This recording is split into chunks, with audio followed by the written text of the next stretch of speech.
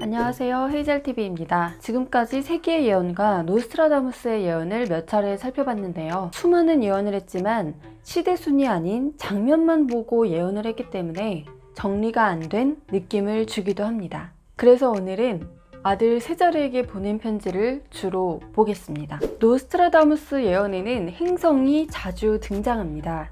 수금지화 목토 천해명, 그 중에서도 화성을 강조하는데요.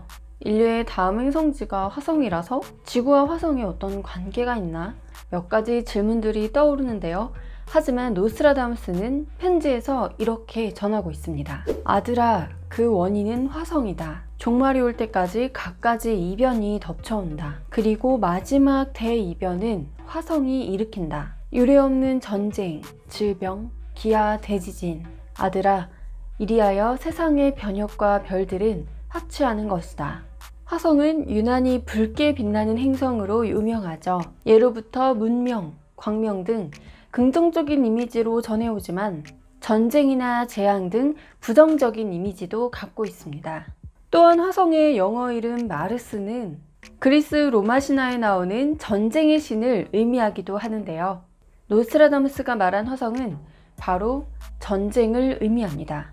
모든 것은 불로 파괴될 것이다. 이 모든 것은 최후의 대재난 이전에 갑작스럽게 일어날 것이다.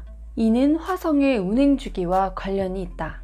유례없는 전쟁, 질병, 지하, 대지진, 이 모든 것의 원인은 화성, 곧 전쟁이라는 겁니다. 핵을 만들기 위해 실험했던 국가들의 실험 장면들을 보면 반경 수 킬로 내에 모든 게 파괴되고 지진을 일으키기도 하며 방사능에 피복되어 암에 걸리거나 피부가 떨어지고 장기가 망가졌는데요. 전쟁이 가져올 참상은 겪지 않아도 알 수 있습니다. 다음 질문에 여러분은 얼마나 대답할 수 있나요?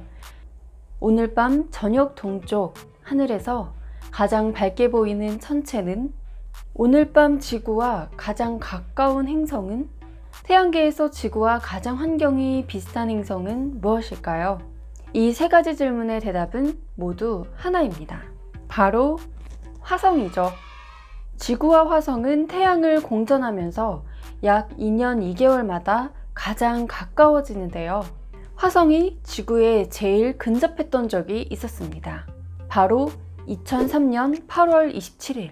공교롭게도 이날은 북핵 문제의 논의를 위해 육자회담이 시작한 날이기도 한데요. 전쟁에서 가장 큰 위협이 되는 핵과 전쟁을 의미하는 화성, 묘하게도 같은 시간대에 있었습니다. 설마 전쟁이 나겠어? 100% 전쟁 안 남. 국지전은 가능성 있다고 봄. 전쟁이라는 주제를 두고 많은 사람들은 이렇게 생각합니다. 하지만 일부 전문가들은 오히려 전쟁이 난다고 말하는데요. 주로 미중 전쟁을 많이 예고합니다. 그 이유가 뭘까요?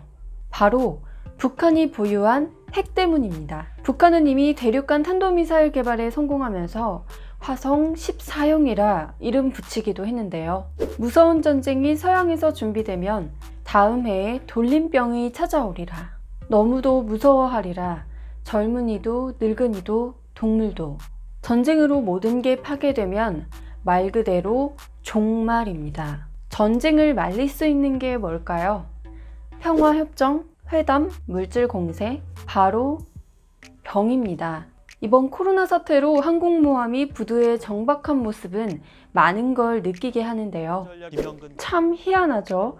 돌림병이 번지리라, 터지리라도 아닌 찾아오리라 라고 했습니다. 마치 어디선가 대기하고 있다가 전쟁이 났네 하면 출동하는 느낌을 줍니다.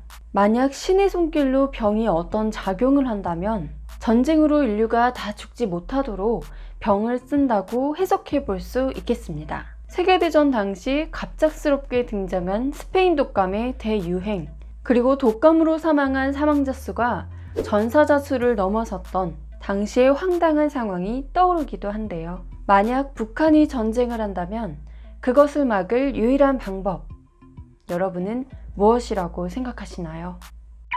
구독 알죠?